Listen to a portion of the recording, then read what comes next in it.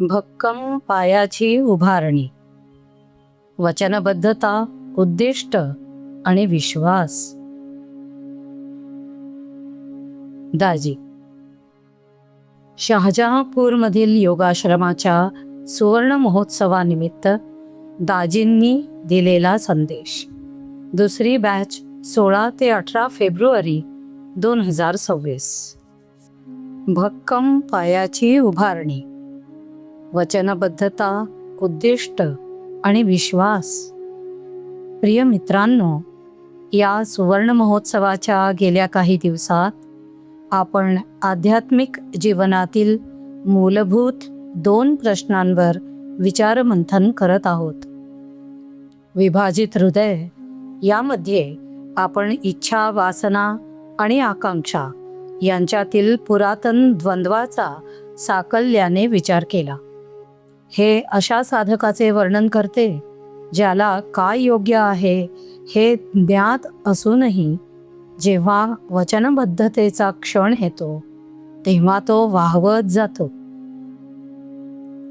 उद्दिष्टाची जागृती यामध्ये आपण अशा आत्म्याच्या अजब पक्षाघाताची, सुन्न अवस्थेची मीमांसा केली ज्याच्यामध्ये आवश्यक ती सर्व ऊर्जा आहे, परंतु त्याने त्याचे उद्दिष्ट गमावले आहे. त्याने ध्येयाप्रत अग्रसर होण्याचे कारण गमावले आहे. परंतु तरीही एक तिसरा शत्रू उरतोच, जो हृदयाचे विभाजन करत नाही किंवा ती आगही विझवत नाही, तर जो याहूनही अत्यंत सूक्ष्म आहे. असा शत्रू जो तोपर्यंत वाट पाहतो जोपर्यंत हृदय वचनबद्धतेचा निर्धार करत नाही, जोपर्यंत ध्येयाची ज्योत पेटत नाही आणि साधनेने प्रत्यक्ष फळ लाभत नाही. पण हे सर्व साध्य झाल्यानंतर मात्र तो हळूच कुजबुजतो. तुला खात्री आहे का? तो शत्रू म्हणजे संशय होय. या तिन्हीमध्ये कदाचित संशय हा सर्वात धोकादायक ठरू शकतो, कारण तो अपयशी ठरलेल्यांवर हल्ला करत नाही. तो अशा लोकांवर हल्ला करतो जे यशस्वी तर होत आहेत, परंतु त्यावर विश्वास ठेवण्यास मात्र नकार देत आहेत. स्वतःच्याच अनुभूतीवर विश्वास न ठेवणे. आमच्या एका प्रशिक्षकांनी त्यांच्या केंद्रातील एका अभ्यासी भगिनीच्या परिस्थितीबाबत बोलण्याकरिता माझ्याशी संपर्क साधला. या भगिनीने 11 वर्षे ध्यान केले होते. 11 वर्षे अगदी सातत्याने ध्यान साधना. ती प्रातःकाळी भरून राहणाऱ्या शांतीबद्दल, ज्याने हळूहळू का होईना पण जुन्या प्रतिक्रियात्मक प्रवृत्तीची जागा घेतली होती त्या संयमाबद्दल, व फोनकडे धाव न घेता अस्वस्थतेतही शांतपणे बसू शकण्याच्या नवीन क्षमतेबद्दल बोलत असे. तरीही ती पुढे म्हणत असे, हे वास्तव आहे की हा माझा भ्रम, आत्मवंचना आहे? हे म्हणजे असे झाले जणू बहरलेल्या बागेमध्ये उभे राहूनही एखाद्याला प्रश्न पडावा की वसंत ऋतू खरोखरीच आला आहे का? दुसऱ्या एका अभ्यासीला वाटले की त्यांना म्हणावे, अहो मॅडम, स्वतःलाच फसवल्याने, आत्मवंचनेने जर 11 वर्षे आंतरिक शांती लाभत असेल तर कृपया एक पुस्तक लिहा. कारण आमच्यासह बहुसंख्य लोक चिंतेच्या गर्तेत जाऊन स्वतःला फसवत आहेत आणि त्याला वास्तववाद म्हणत आहेत. यावर जरा विचार करा. जर या तथाकथित आत्मवंचनेने 11 वर्षे शांती मिळवून दिली असेल तर ती शांती थोडी अधिक विश्वासार्ह असायला हवी, नाही का? आणि मग ज्या चिंता आपल्याला असंतोषाव्यतिरिक्त काहीच देत नाहीत, त्या चिंतांवर आपण इतक्या सहजासहजी असा संशय का घेत नाही? त्या अभ्यासी भगिनीकडे सर्व काही होते, फक्त एका गोष्टीचा अपवाद वगळता, जी ते सर्व काही सार्थकी लावेल, तिचा स्वतःच्या अनुभूतीवरचा विश्वास. आता आपण याआधीच चर्चा केलेल्या गोष्टींच्या संदर्भात तिच्या परिस्थितीचा विचार करा. तिचे हृदय विभाजित नव्हते. तिने सुज्ञपणे निवड केली होती आणि तिची आंतरिक आग पेटलेली होती. ती दररोज सकाळी साधना करत होती आणि विभाजित हृदय यामधील 50च्या त्या गृहस्थाप्रमाणे आकांक्षा आणि इच्छा वासना यांच्या द्वंद्वात ती दुभंगलेली नव्हती. ती उद्दिष्टाची जागृती यामधील युवतीसारखीही नव्हती, जिच्यातील प्रेरणाच हरवून गेली होती. तिच्याकडे शिस्त होती, उद्दिष्ट होते व त्याचे सकारात्मक परिणामही होते. तरीही ती पक्षाघात झाल्याप्रमाणे सुन्न झाली, कारण संशयाने शिरकाव केला होता. शिस्त किंवा आकांक्षेच्या अभावामुळे ती कुंठित झाली नव्हती, तर स्वतःच्या संशयामुळेच. एक सूक्ष्म, शांत व अस्थिर करणारा संशय. म्हणूनच संशयावर स्वतंत्र चर्चा होणे गरजेचे आहे. इच्छा वासना इच्छाशक्तीवर प्रहार करतात, तर आळस ऊर्जेवर हल्ला करतो. परंतु संशय अत्यंत मूलभूत गोष्टीवर घाला घालतो.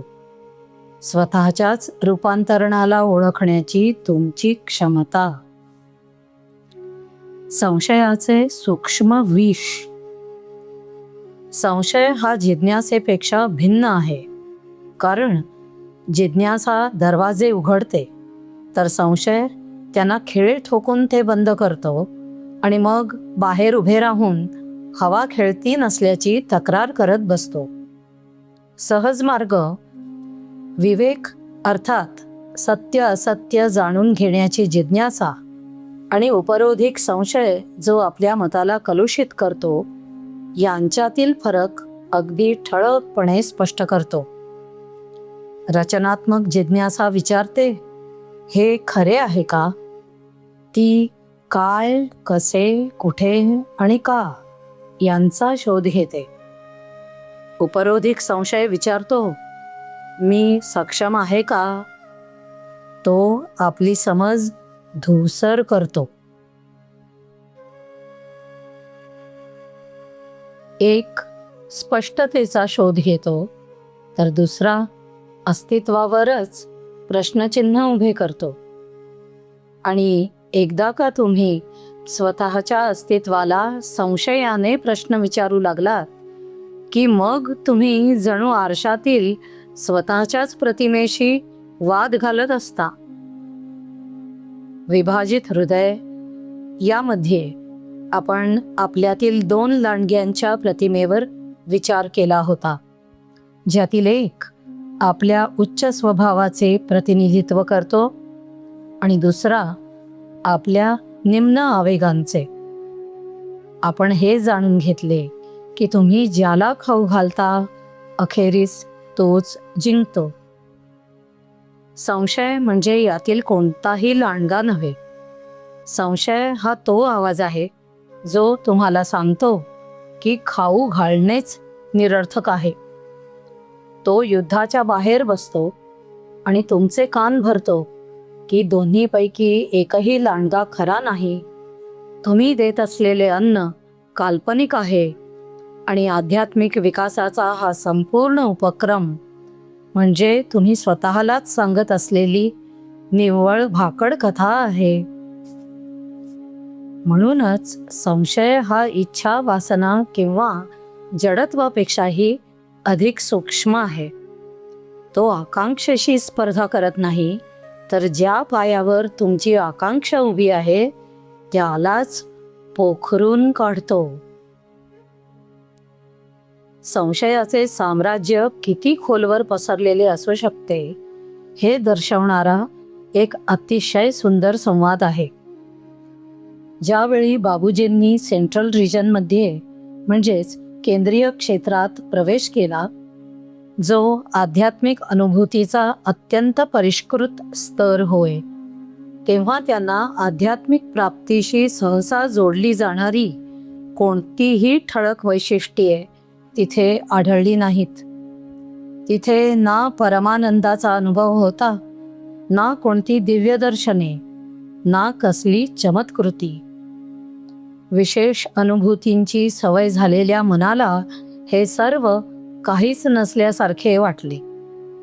ते लालाजींना मोकळेपणाने म्हणाले, माझे सुरुवातीचे दिवस यापेक्षा कितीतरी चांगले होते. इथे तर काहीच जाणवत नाही. लालाजींनी सहज विचारले, मग मी ही अवस्था काढून घेऊ का?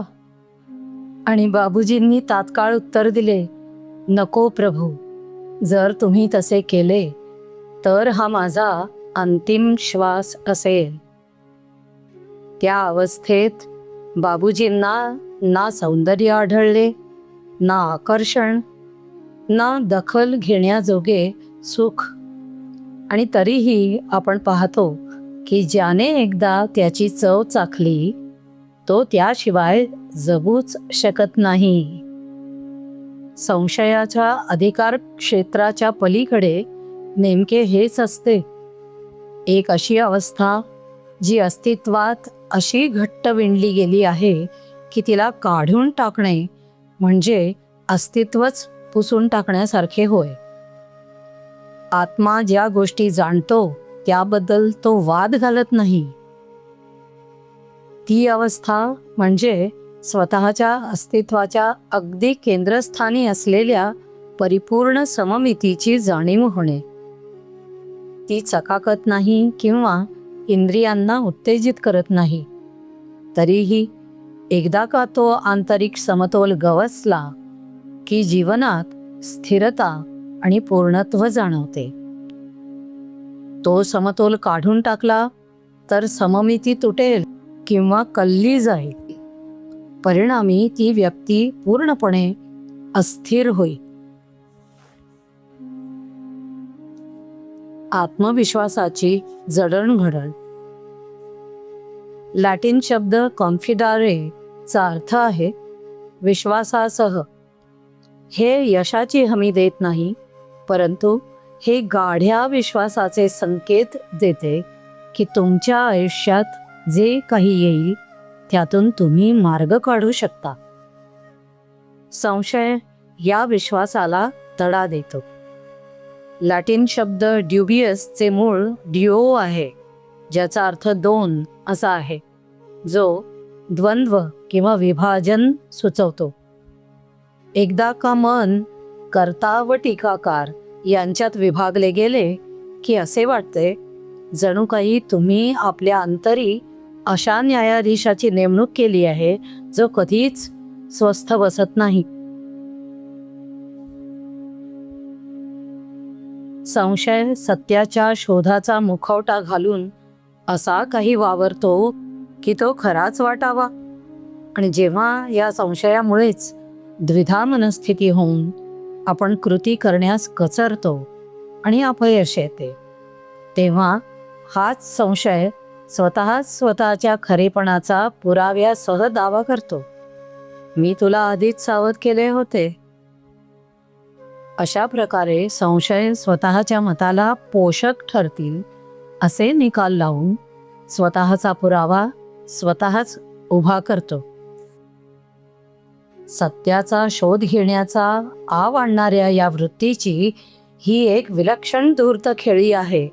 उद्दिष्टाची जागृती यामध्ये आपण चर्चा केली की आळस म्हणजे ऊर्जेचा अभाव नव्हे तर ध्येयहीन ऊर्जा होय. संशय सुद्धा याच धर्तीवर कार्य करतो.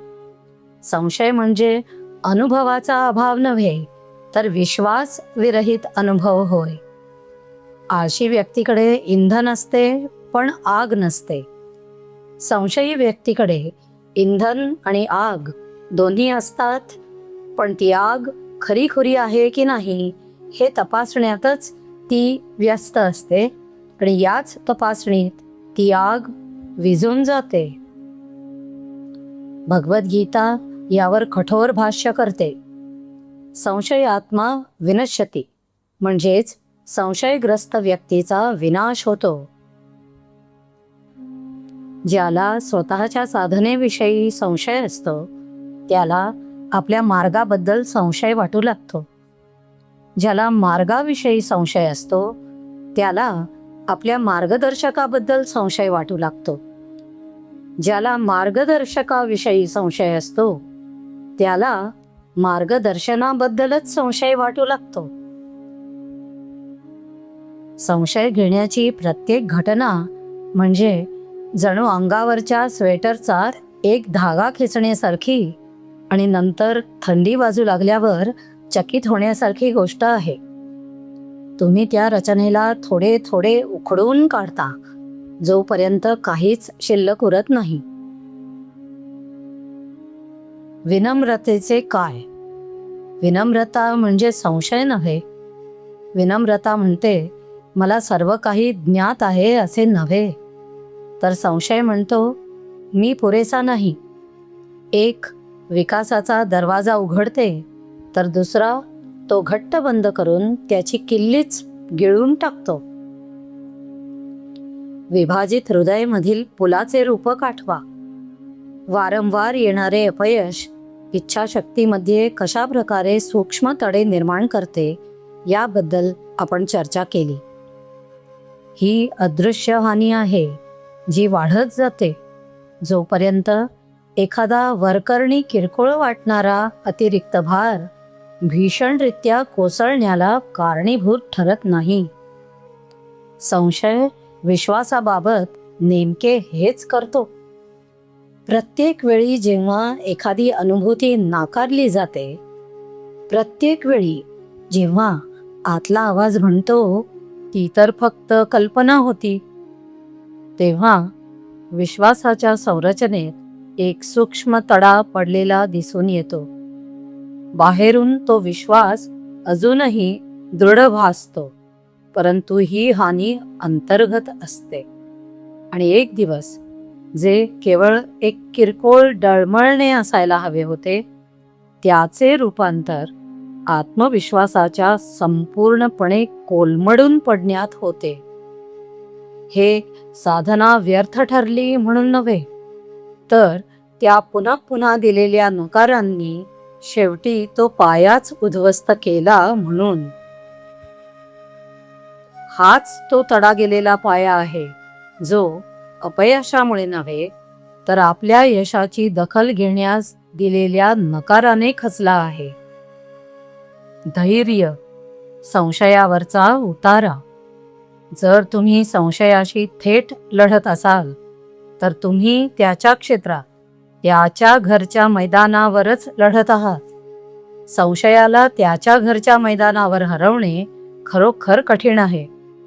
जे मन संशयाशी वाद घालत बसते ते आधीच हरलेले असते, कारण संशयाकडे अमर्याद दारुगोळा असतो आणि निष्कर्षाप्रत पोहोचण्यात त्याला अजिबात रस नसतो. असे समजा की हा संशय तुमच्या आयुष्याच्या वाहनातील एक स्थायी प्रवासी आहे. तो बोलेल, कदाचित आपत्तींचे विस्तृत कथनही करेल. तसेच तो 16 वेगवेगळ्या प्रकारे गोष्टी कशा बिघडू शकतील याचे भाकीत करेल, परंतु त्याला कधीही स्टिअरिंग व्हीलला स्पर्शही करू देऊ नका. दुसऱ्या शब्दात, संशय धोक्याची घंटा वाजवू शकतो, सावधगिरीचा इशारा देऊ शकतो किंवा टिप्पणी करू शकतो, परंतु त्याच्या हाती तुमच्या जीवनाचे सुकाणू देऊ नका. विभाजित हृदय यामध्ये आपण पाहिले की इच्छा, वासना आणि आकांक्षा यांच्यातील युद्ध निम्न ओढीशी लढून जिंकले जात नाही, तर उच्च ओढीला म्हणजेच तळमळीच्या तीव्रतेला इतके प्रबळ करून जिंकले जाते की जोपर्यंत ती इतर सर्व गोष्टींना स्वतःत सामावून घेत नाही. तेच तत्व येथेही लागू होते. तुम्ही संशयाशी वाद घालून त्याचा पराभव करू शकत नाही, तर तुमची प्रत्यक्ष अनुभूती एवढी प्रगाढ असते की तो वादच निरर्थक ठरतो. ज्याने मधाची चव चाखली आहे त्याला गोडवा अस्तित्वात आहे की नाही यावर चर्चा करण्याची गरजच उरत नाही. अशा प्रकारे संशयावरचा रामबाण उतारा म्हणजे प्रत्यक्ष अनुभूती आणि धैर्य हे दोन्ही आहेत. धैर्य संशयाचे अस्तित्व तर मान्य करते, पण त्याला तुमच्या कृतीत अटकाव करण्याचा अधिकार नाकारते. प्रत्यक्ष अनुभव त्या संशयाला पूर्णपणे नामशेष करतो. दुसरीकडे विश्वास हा संशय आणि आत्मविश्वास या दोन्हीहून भिन्न पद्धतीने कार्य करतो. तो वाद घालत नाही, तो फक्त अनुभूतीच्या पायावर खंबीरपणे उभा राहतो आणि म्हणतो, हेच वास्तव आहे. विकासाचा मार्ग. अध्यात्म त्याच्या यथार्थ रूपात आपण ज्यांना दीर्घकाळापासून फक्त समजुती म्हणून पकडून ठेवले आहे त्यांची अनुभूती घेण्याची कला आहे. आपली सुरुवात उसन्या शब्दांनी होते, जसे ईश्वर प्रेम आहे किंवा आत्मा अमर आहे. या निश्चितच सुंदर समजुती आहेत, परंतु त्या वचनपत्रांसारख्या म्हणजेच प्रॉमिसरी नोट्सप्रमाणे असतात. जोपर्यंत प्रत्यक्ष रक्कम म्हणजेच अनुभूती प्राप्त होत नाही तोपर्यंत संशय कान भरत राहतो. जर हे वचनपत्र कवडी मोलाचे निघाले तर? उद्दिष्टाची जागृती यामध्ये आपण नमूद केले होते की जेव्हा एखाद्या गोष्टीमध्ये तथाकथित आळशी व्यक्तीला खरोखर रस निर्माण होतो तेव्हा अशा व्यक्ती कधीही थकत नाहीत. त्यांना जेवणखाण करण्याची शुद्ध राहत नाही आणि त्या कोणतीही तक्रार न करता रात्रभर काम करू शकतात. हे असे दर्शवते की ऊर्जा नेहमीच तिथे होती, फक्त ध्येयाची आग गायब होती. येथेही अगदी तसेच घडते.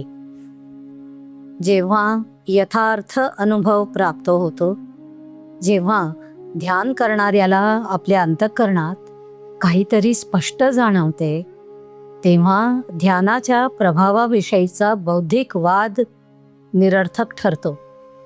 अनुभूती तर नेहमीच होत होती, परंतु विश्वासाचीच कमतरता होती. समजुतीकडून अनुभूतीकडे जाणारा हा प्रवास एका निश्चित मार्गाने जातो. प्रथम आपल्याला फक्त जाणीव होते. ध्यानाच्या वेळी हृदयात काहीतरी जागृत झाल्यासारखे जाणवते. ती ईश्वराविषयीची एखादी केवळ कल्पना नसते, तर त्याच्याशी यथार्थ गाठभेट झाल्याची अनुभूती असते. पण ही जाणीव, ही भावना अजूनही एका पाहुण्यासारखी असते, जी येते आणि पुन्हा निघून जाते. हा प्रवास पुढेही सुरूच राहतो. ज्या गोष्टीची आपल्याला वारंवार अनुभूती होते, आपण हळूहळू तेच बनू लागतो. एकेकाळी केवळ ध्यानादरम्यान जाणवणारा संयम आता ट्रॅफिक सिग्नलवरही प्रकर्षाने जाणवतो. जी स्थिरता केवळ पाहुणी म्हणून येत होती, ती आता रहिवासी बनते आणि सरते शेवटी घरमालक. त्यानंतर खोलवर काहीतरी बदलते. आपण संयम साधण्याचा सराव करत नाही, तर आपण संयमी बनतो. विकासाची ही शृंखला पहाटेपूर्वी घेतलेल्या एका विचारपूर्वक निर्णयाने सुरू होते. मी ध्यानाला बसेन, मला वाटते म्हणून नव्हे, तर माझ्या अंतःकरणातील कुणीतरी तो निर्णय घेतला आहे म्हणून, आणि त्या निर्णयावर आता कोणतीही तडजोड होणार नाही. संकल्पाने साधना घडते. काहीही झाले तरी, कोठेही, कधीही आणि कसेही करून. साधना अनुभूतीकडे घेऊन जाते आणि अनुभूतीमुळे असा अढळ विश्वास निर्माण होतो ज्याला कोणताही युक्तिवाद हलवू शकत नाही, कारण तो युक्तिवादातून निर्माण झालेला नाही, तो हृदयाच्या स्वतःच्या साक्षीतून निर्माण झालेला आहे. रोज संध्याकाळी शुद्धीकरणाद्वारे आपण आपले अंतर्विश्व सहज करतो, साधे सोपे करतो. आणि हीच ती अंतर्दृष्टी होय जी सर्व काही बदलून टाकते. संशयाला जिवंत राहण्यासाठी एका क्लिष्ट कथेची गरज असते. तुम्ही तुमचे अंतर्विश्व सहज साधे सोपे करा, ज्या योगे संशयाची आपोआपच उपासमार होते. ज्याप्रमाणे आगीला जळण्याकरिता इंधन गरजेचे असते, त्याचप्रमाणे संशयाला नाट्याची गरज असते. नाटकीपणा, खोटेपणा काढून टाकलात की त्याच्याकडे जाळण्यासाठी काहीच उरत नाही. आता विभाजित हृदय यामधील ते कोश आणि फुलपाखराचे उदाहरण आठवा. ज्या माणसाने फुलपाखराचा प्रवास सोपा करण्यास तो कोश कात्रीने कापला, त्याला शेवटी काय मिळाले? एक असे फुलपाखरू ज्याचे पंख सुकलेले, आक्रसलेले होते आणि जे कधीही उडू शकणार नव्हते. संशय सुद्धा असेच काहीतरी विनाशकारी करतो, पण वेगळ्या पद्धतीने. संघर्षाला अकाली थांबवण्याऐवजी तो संशय फुलपाखराला सांगतो की त्याचे हे वाढलेले पंख खरे नाहीत. प्रत्यक्षात संघर्ष संपलेला असतो, पंख मजबूत झालेले असतात आणि उडण्याची क्षमता ही पूर्णपणे विकसित झालेली असते. तरीही संशय विचारतो, तुला खात्री आहे का की तू उडू शकशील? कदाचित तू अजून थोडे दिवस या कोशातच राहा, सुरक्षिततेसाठी. जे फुलपाखरू या आवाजावर विश्वास ठेवते ते कधीही उड्डाण करू शकणार नाही. त्यात उडण्याची क्षमता नाही म्हणून नव्हे, तर त्याचे पंख काल्पनिक आहेत असे त्याला पटवून देण्यात आले आहे म्हणून. पाया जो टिकून राहतो. आता पुन्हा एकदा आपल्या त्या अभ्यासी भगिनीकडे वळूया जिने 11 वर्षे सातत्याने ध्यान केले. तिने विश्वास ठेवला, मग तिला काहीतरी जाणवले. शांती, संयम आणि स्थितप्रज्ञता. नकळत तिने पहिला उंबरठा ओलांडला. त्यानंतर त्या अनुभूतीने तिच्या स्वभावालाच नवे रूप दिले. तिने दुसरा उंबरठाही ओलांडला आणि तरीही ती तिथेच उभी राहून स्वतःला विचारत होती, हे खरे आहे का? संशयाने तिचे रूपांतरण रोखले नव्हते, परंतु त्याने त्याहून अधिक सूक्ष्म असे काहीतरी केले होते. त्याने तिला ते ओळखण्यापासून रोखले होते. असे हे संशय अंगवळणी पडलेले मन प्रत्येक अनुभूती जसजशी होत जाईल तसतशी नाकारत राहील. ते तर केवळ शिथिलीकरण होते, ती तर फक्त कल्पना होती. हा नकार म्हणजे काय आहे ते ओळखा. ही बुद्धिमत्ता नाही, तर वस्तुनिष्ठतेचे नाटक करणारी लॅब कोट, प्रयोगशाळेतील पांढरा कोट चढवून आलेली भीती आहे. तिला आता अधिक अनुभूतीची गरज नव्हती. स्वतःच्याच अनुभूतीवर विश्वास ठेवण्याकरिता तिला आत्मविश्वास आणि धैर्याची गरज होती. विभाजित हृदय यामध्ये आपण अशा साधकांचे वर्णन केले जे वारंवार अशी वचने देतात जी ते पाळू शकत नाहीत, जे मुक्तीप्रती असलेल्या त्यांच्या वचनबद्धतेचा अतिरेकी अंदाज लावतात आणि वृत्तींबाबत असलेल्या त्यांच्या आसक्तीला कमी लेखतात. या अभ्यासीची समस्या याच्या अगदी उलट होती. तिने तिच्या रूपांतरणाला कमी लेखले आणि तिच्या संशयाच्या अधिकाराला जास्त लेखले. ती एक यशस्वी साधक होती, जिला स्वतःचेच यश दिसत नव्हते. विभाजित हृदयाला त्याच्या वचनबद्धतेविषयी संशय असतो. सुप्त अग्नीला आपल्या ऊर्जेविषयी संशय असतो. तडा गेलेला पाया त्याच्या स्वतःच्या दृढतेवर संशय घेतो. या तिन्हीपैकी शेवटचा प्रकार सर्वात गंभीर आहे, कारण तिथे पाया आधीच रचलेला आहे, कार्य आधीच झाले आहे, त्यावर विश्वास ठेवणे एवढेच बाकी आहे. या रूपांतरणाला ओळखण्यासाठी साधकाला ज्या आत्मविश्वासाची गरज असते, तो काही प्रवासाच्या सुरुवातीचा भाबडा आत्मविश्वास नसतो. जीवन त्या भाबड्या विश्वासाला तोडून टाकते आणि कदाचित ते आवश्यकही असावे, पण त्या अवशेषांमधून काहीतरी गहन उदयाला येते. अशा व्यक्तीची शांत जाण, जिच्या मनात संशय आला तरी तिने आपली साधना नेटाने सुरू ठेवली, जी कोणत्याही कौतुकाची अपेक्षा न बाळगता मानण्याकडून जाणण्याकडे आणि त्यानंतर बनण्याकडे गेली. हा दुसरा आत्मविश्वास म्हणजे संशय पूर्णपणे नाहीसा होणे नव्हे, तर याचा अर्थ असा की तुम्ही त्या संशयाला तुमच्या आयुष्याचे सुकाणू हाती घेऊ देत नाही. प्रत्येक दिवशी सकाळी ध्यान तुम्हाला विश्वासापेक्षाही खोलवर नेते.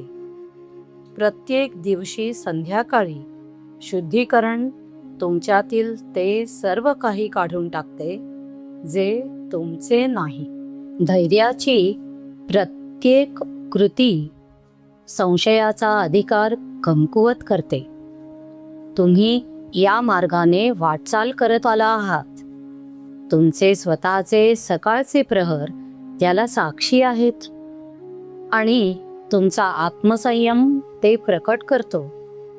तुमचे स्वतःचे हृदय जे कितीतरी वर्षांपूर्वी होते त्यापेक्षा आता अधिक शांत आहे हे सिद्ध करते. आता एकमेव प्रश्न उरला आहे की तुमच्या आयुष्याने तुम्हाला जे आधीच दाखवून दिले आहे त्यावर तुम्ही विश्वास ठेवणार, की तुमच्या स्वतःच्याच बनण्याच्या उंबरठ्यावर उभे राहून आणखी एका पुराव्याची मागणी चिरकाल करत राहणार. सर्वांवर एकच रामबाण उतारा. या 3 संदेशांमधून आपण आंतरिक क्षेत्राचा एकत्रित नकाशा तयार केला आहे. विभाजित हृदय यातील संदेशाने एक असे हृदय उघड केले जे त्याला काय हवे आहे आणि काय ज्ञात आहे या द्वंद्वात अडकलेले होते. उद्दिष्टाची जागृती या संदेशाने ध्येयहीन ऊर्जेची निरर्थकता दर्शविली. भक्कम पायाची उभारणी आपल्या स्वतःच्याच अनुभूतींना कमी लेखण्यापासून संशयाला रोखते व परिणामी त्या अनुभूतींवरील आपला विश्वास दृढ करते. ही 3 विषय आहेत जी तुमचा प्रवास रोखू शकतात आणि तरीही आपण जेव्हा त्यांच्याकडे एकत्रितपणे पाहतो तेव्हा असे दिसते की त्यातील सूत्र एकच आहे. हजारो वर्षांपूर्वी अष्टावक्रांनी एक अत्यंत संक्षिप्त शिकवण दिली होती जी केवळ एका श्वासात मावेल. विषयान्विषवत त्यज, म्हणजे इंद्रियांच्या विषयांचा त्याग करा ज्याप्रमाणे आपण विषाचा त्याग करतो. अष्टावक्रांसाठी विषय म्हणजेच इंद्रिय वस्तू हे विष होते. बाह्य जगाचे प्रलोभन आकर्षणांची न संपणारी मिरवणूक, जी मनाला विखरून टाकते आणि आत्म्याला वरच्यावर दाव्याला बांधून ठेवते. बाबूजींनी आपल्या साक्षात्काराच्या गहनतेतून बोलताना याहूनही एक सूक्ष्म विष ओळखले. संशय हे अध्यात्मासाठी एक विष होय. शतकानुशतके हे सावधगिरीचे दोन इशारे एकमेकांना कसे पूरक ठरतात ते लक्षात घ्या. अष्टावक्र बाहेरून प्रवेश करणाऱ्या विषाबद्दल सावध करतात. हे जग तुम्हाला तुमच्यापासून दूर खेचत आहे. बाबूजी आतून निर्माण होणाऱ्या विषाबद्दल सावध करतात. मन तुमच्या स्वतःच्या अनुभूतीच्या विरोधात जात आहे. पहिले विष त्या साधकाला भ्रष्ट करते जो पूर्णतेसाठी बाहेर पाहतो.